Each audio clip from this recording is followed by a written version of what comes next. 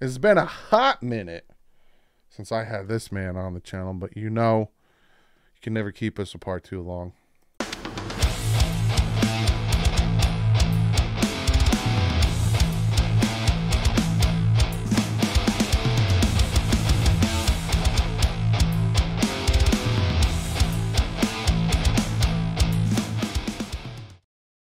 What is up, fans? So many of you guys have been asking, what's going on with you, Big O? When is Big O going to be on? Why haven't you worked with Big O? What's going on with Big O? It's just a big conflict of scheduling. That man is crazy busy, as he should be. Does great things. And I am crazy busy. My wife got a new job, all that stuff. But we made time. We got together. We sat down. We talked. Had a great conversation. Always love talking to Big O. We are going to get back together again sooner than we did last time. But before we jump into that, I do want to thank today's sponsor, BetUS. If you don't know about BetUS, it is a fantastic betting site. Go check them out. 24-hour payouts. Also, when you click the link in the description, you get 125% matched of your first deposit. Great prop bets. Great site. Forbes gives them high reviews. Go check them out. But let's hear from BetUS and then talk to Big O. BetUS, America's favorite sportsbook, where you can bet on everything anytime. Sportsbook, casino, horse racing, live betting, and more. We have the best bonuses in the industry. That's right, get a 125% sign-up bonus. And to celebrate our 30-year anniversary, we are giving up to 30 risk-free bets, a truck, Super Bowl tickets, and more. Don't miss out. Play smart. Join now.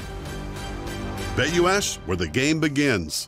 Big O, my man. It's been a hot minute since you've been on the channel. I missed you, man.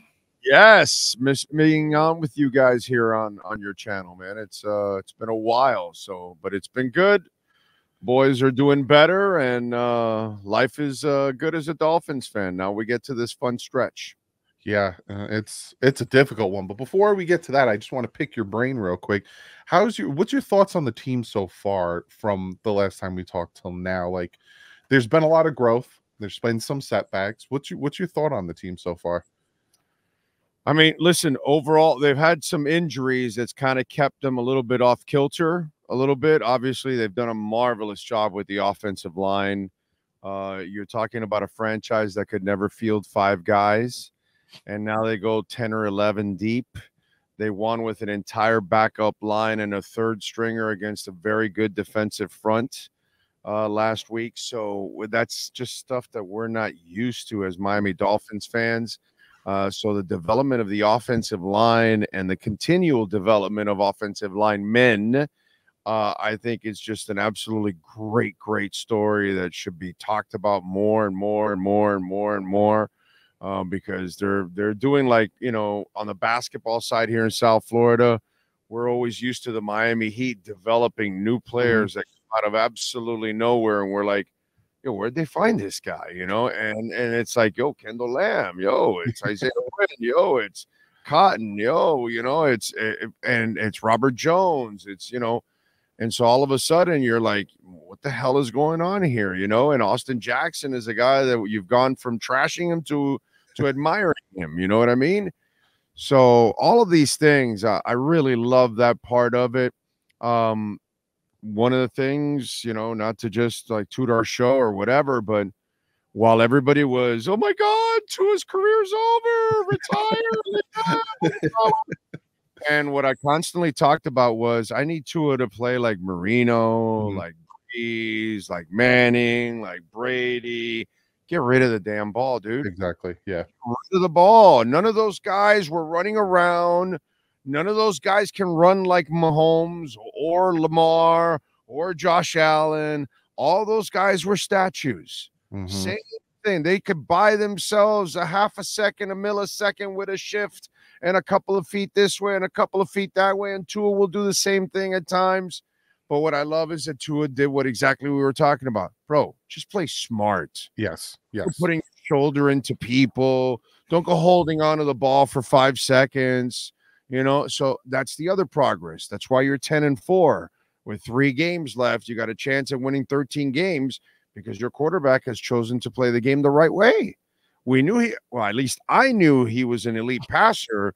But the one thing I know, everybody was all freaking about his injuries, and his injuries are really, it's his own doing more than anything else, is what I kept saying. And sure enough, it's proven it's his own doing. In this league, make a quick decision. Will you get hit every once in a while? Of course, it's football. It's going to happen. But if you're going to hold on to the ball for 4, 5 seconds, 3.5 seconds, then you're going to start playing with your life. And that's just the way this game is, So progress. This is a team that can run and pass. And I was a child when that used to happen. I was a child. It was the 70s, not the 80s.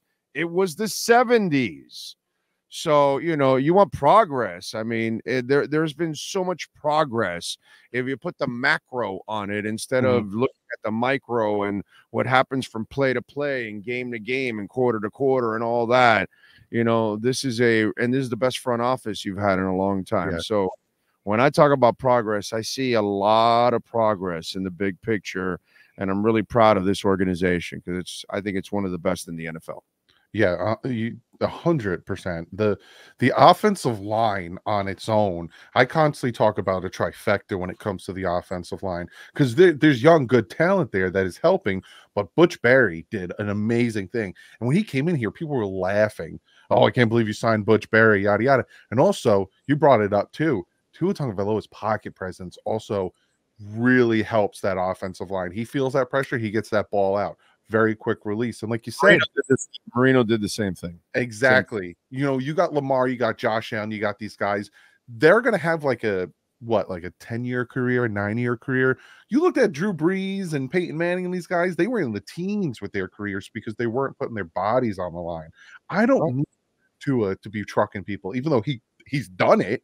I don't need to do that. No. Marino had no intentions on trucking anybody. No. And he's 6'4". And he had no intentions whatsoever, and it was fine. Yeah. It's funny because we've come full circle, and I'll explain. We used to make fun of Ted Ginn running out of bounds. Yeah. That's the reason why he had a long career. Why don't you go watch Tyreek Hill? Yep. He's not taking any shots. Not anymore. He's like, no, I'm sliding right here. No, I'm running right out of bounds here. No, the play ends right here. No, that's it. You got me. It's over. And that's genius. Yep. There, this whole, hero crap and take on a bunch of punishment for 2 yards. You're too explosive as a passer. You're too explosive as a receiver. You don't need to do that, bro. Don't take the hit. Live for the next play. That's what Marino did. He threw the ball away. Why? Because he was too explosive, and he was going to make up for it on the next play, on the next series, on the next drive. So live to play another day. So in that sense, we've made a lot of progress all over the place. You know what I mean? And I just, in a holiday type season, it's very, very Hanukkah-like for our Jewish friends because it's kind of a gift that keeps on giving and keeps on giving. Wow, you got an office. Holy shit. Oh, you got an offensive mind. Great. You got a defensive coordinator. Fantastic. You got a quarterback. Wow, you can develop offensive linemen. Wow, you can make great trades. I mean, it's just like, I don't know, we're getting more presents than our Jewish friends. You know what I'm saying? It's like 47 candles right now this year. Yeah, and going on. It's so funny that you notice that, because I started noticing when it came to like being smart, like Tyreek's. Like, I remember, I think it was the last offseason, the one before, he was like telling these young receivers to take care of themselves and don't do the unnecessary. You're starting to see with Waddle. Like, I think it was the one route, I think it was a deep crosser. He could have cut it upfield, but he was like, nope, and he went right out of bounds. He was like, I don't need the punishment. I got you 25 yards. We're good. I'm going to get out of bounds and I'll get you another 25. Like, they're playing smart football. And let's talk about Hard Knocks real quick, because speaking of playing smart football, we're starting to see behind the curtain.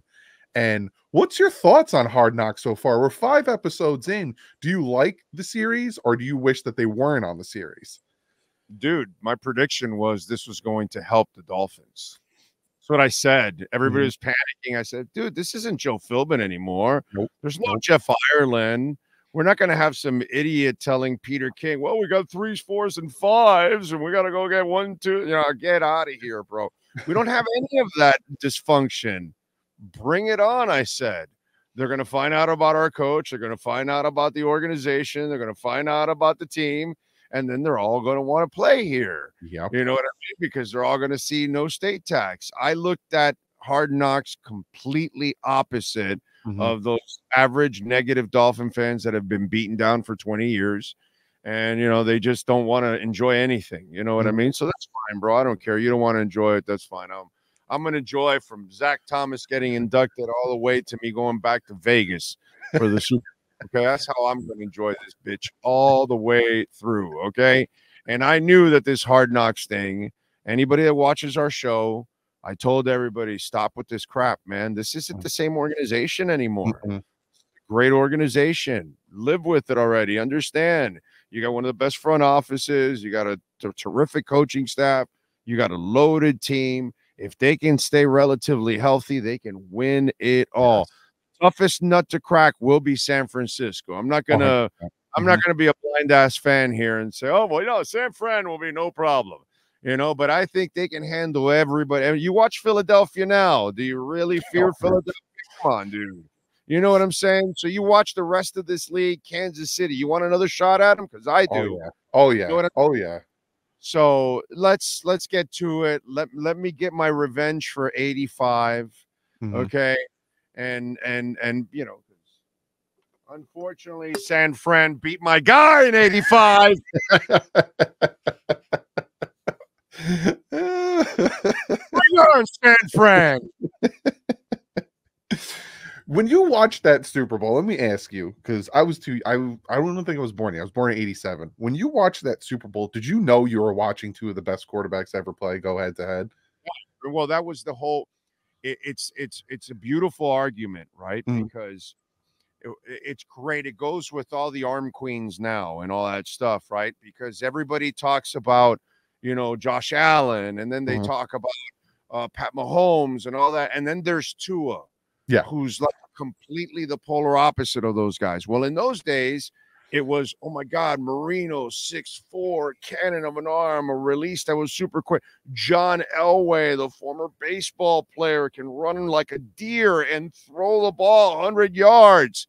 And then there's Joe Montana, skinny dude that's just like throwing pinpoint passes all over the place, And that's why, a couple of years ago, Underflow, in the middle of that crap season, I'm telling everybody, I think Tua's Montana. You know what I mean? I know Boomer Esiason got on my bandwagon recently, about a year ago, half a year ago, whatever. Oh, he looks like Montana. Yeah, sure. You're way behind me, buddy. So it kind of reminds me a lot of that, because I always tell people it's great to be able to run like a deer and throw it out of the stadium, and you can take on 4 tacklers and all that.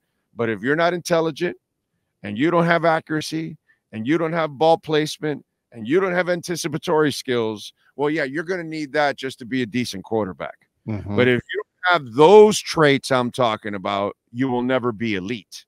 Part of being elite is having those traits. It helps to run fast. It helps to be able to throw it out of the stadium. It helps to be 6'5", but I'll take the guy that is pinpoint accurate every single time. So it kind of reminds me a lot of that Tua kind of has to battle the Titans. You know what I mean? Eventually he'll win out and people will figure it out that quarterbacking is more of there's a skill to it. It's not necessarily this, incredible athleticism to it. It's really more about a skill because of the ball placement and the anticipatory skills that you really need at times. Yeah, 100%. And, I talk about it all the time that, if I have 2 options in quarterbacks, a guy with a rocket arm, horrible accuracy, or a guy with an average arm, elite accuracy, I'm taking the accuracy. We saw what Josh Allen was like without the accuracy. He wasn't good. They had to bring in Stephon Diggs. Like, it is what it is. And, we got the guy with the average arm and the elite accuracy. Every once in a while. Yeah. Allen will still spray it in key moments where the guy's open and it still sails out there. And that's the kind of stuff that never happens to Peyton and never happens to Breeze and never happens to Brady and never happens to Tua and these kind of guys that are just precision passers. There's something to this that people just don't seem to appreciate. And so Montana made it look effortless, yet he's the one winning all the titles out of the big three in those guys in those days. You know what I mean? And it's the crap out of us Marino fans. But in the end, you're looking at it, and, you know, when they say, oh, Tua needs everything. Yeah, well, so did Dan. That's why he didn't win it all, because Joe had everything, not Dan. Funny how that works. Right. You know, the stigma is always, well, Dan didn't win the championship. He didn't have a run game. Dan didn't win the championship. He didn't have a defense either, bro. He didn't have a defense like Joe Montana had. There was no running lot there, my brother. Nowhere to be found at all. I had someone, I think it was on Twitter or something, say to me, because, you know, the whole stigma about Tua needs Tyreek, and then, you know, he demolished that set. You know, just, I don't need him. I love him. He makes me better. He makes the teams better, but I don't need him. Now one guy on Twitter said to me, we'll take the system away, and what is Tua? And I was like, that has to be the dumbest thing I've ever heard in my entire life. Here's what I said this week. Tua coming off the bench for Brian Flores against the Ravens will be a more impressive win than anything that happens this week or next week. Hate to tell you, but he did it with very little to no talent, no offensive line, whatsoever. And he came off the bench in a week that the coach told him, hey, why don't you go play golf, because we don't need you this week. Because that was the famous week where he told him, hey, take it easy. And then all of a sudden he's hanging out there going, oh, you need me? Oh, okay, no problem. And then that's when the idiot goes, yeah, jabroni, stay over there, bro. I got to stay with this guy. Right? Look really stupid if I pull him now. And so then he had to sit there. And I think there was a scene, if you go back to that game, there's a scene on the sidelines. And if you really watch closely, Brian Flores is grilling his liver and eating it at the same time because he can't understand that Tua's out there winning against Baltimore all by himself with no help. He's like, oh, my God. I mean, I set it up so he can fail in front of everybody. A week with no practice. I sabotaged him and everything. Yeah. Hey, you stay there. Let's see what this clown does. And look what happened. You know what I'm saying? So anything you want to talk about Tua, it's like Tony Montana telling those people, you can do anything you want to me that Castro has not done already, okay? And that's kind of like, he's been through Brian Flores already. So you guys bring even more you want. All you want, bro. I've seen enough. I know what I know with that kid. That kid's got the... He's got his receipts. That's all. That's all he needs. He's got his receipts. So tired of this tour crap, dude. Jesus. Let's talk about something that has taken off, and that's the Miami Dolphin defense. They are... Fangio got, you know, he merged together what he needed to. The players started to, you know, buy into his system, and they are just red hot right now. Unfortunately, we don't have Jalen Phillips. I think at this point, Jalen Phillips, I think last week, Jalen Phillips and Chubb would have had 3 sacks each last week. Like it would have been like Sue and Wake just coming off the edge, destroying them. Like, but what's your take now on the defense and how great they're playing? Well, everybody's kind of figured out their jobs. Then you brought in Jalen Ramsey. That brought in the balance that you kind of needed. I'd like to get, you know, I think we'll get X back this week. I don't think Holland will play. Hunt's already out. I've been saying all week that I think Austin would make it back because he's just that kind of dude. Yeah. And plus, they said the oblique wasn't as bad. So, I just think this defense is coming around now. Now they know what they're supposed to do. And because of that, everybody can kind of feel their responsibility. And again, to the front office, bro. Linemen go down, they fill in. Linebackers have filled in. Defensive backs have filled in. You've had pass rushers that have come in because immediately early in the season with the Phillips injury, Van Ginkel started to shine right away. And then Agba gets opportunities, and he's helping you out, you know, overall. So I just think that it's pretty cool to watch also that you've got depth all over the place, and guys have come off the bench in different parts on offense and defense to really help out a lot. But there's no doubt that everybody's gotten comfortable with the defense now. Now it's really a matter of getting healthy. I mean, look at the Mhm. Elijah Campbell play last week. So good. That was a pretty damn good play, and he had a really good camp. Yeah. You know, and he's had he's dealt with some injuries and stuff like that. And Deshaun Elliott's dealt with the concussions and all that.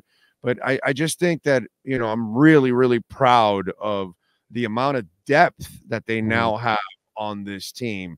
It shows again the front office, man. The front office of the Miami Dolphins, one of the 3 best in the NFL. And I think that's one of the reasons why, you know, Mike McDaniel and his staff have 10 wins already, because these guys have done a marvelous job, that they're comfortable enough that they can say, yeah, and Ndamukong Suh, yeah, no, thanks, but no thanks.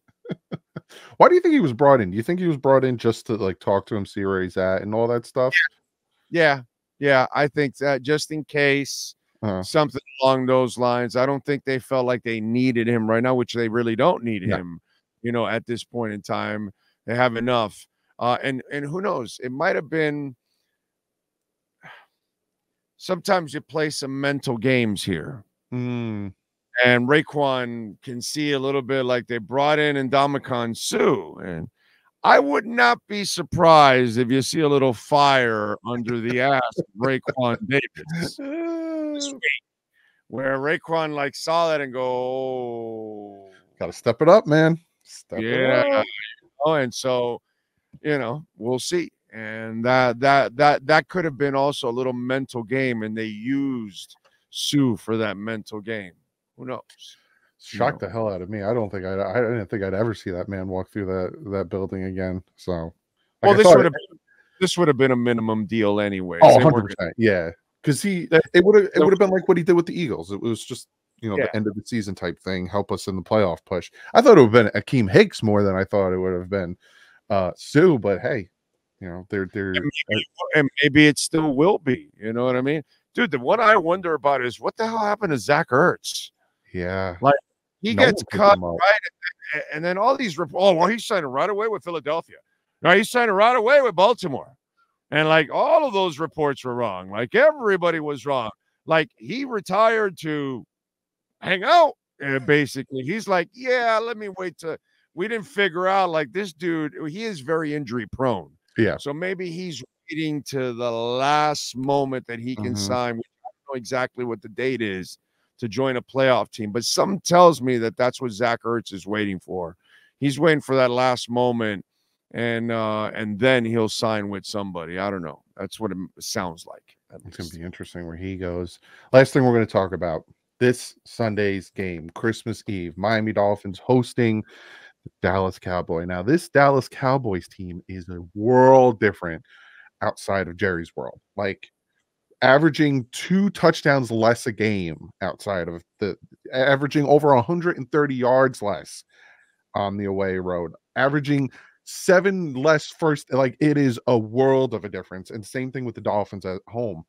What's your take on this game? Now, Colin Cowherd came out and said that the Cowboys are going to blow us out. We all know how Colin Cowherd is. What's your take on this Dallas game? Do you think it's going to be a close one, or do you think the Dolphins are going to shock the world?